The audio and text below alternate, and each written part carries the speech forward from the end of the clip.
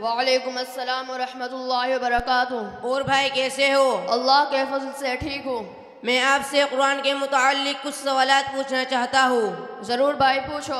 सबसे पहले कौन सी आयत नाजिल हुई? सूरह अलक की 5 आयतें नाजिल हुई। वो आयत कौन सी है? वो आयत ये है, इक़रा बिस्मि रब्बिकल्लज़ी खलक़ खलक़ल इंसान मिन अलक़ इक़रा व रब्बुकल अकरम अल्लज़ी अल्लम बिल क़लम अल्लमल इंसान मा लम यअलम। कुरान करीम कितने साल में नाजिल हुआ? मुकम्मल कुरान करीम 23 साल में नाजिल हुआ। कुरान करीम किस पर नाजिल हुआ?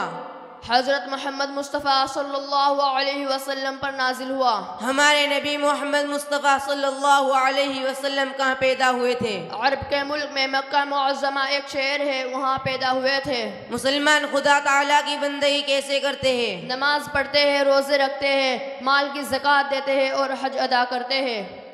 हज़रत जिब्राइल अलैहिस्सलाम कौन थे?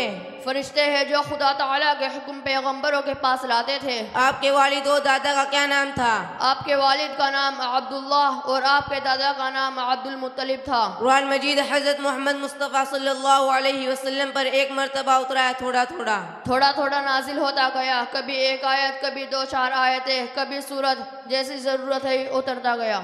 चलो भाई अब मैं चलता हूँ, फिर मुलाकात होगी। अस्सलामु अलैकुम व रहमतुल्लाहि व बरकातुहू। वालेकुम अस्सलाम व रहमतुल्लाहि व बरकातुहू।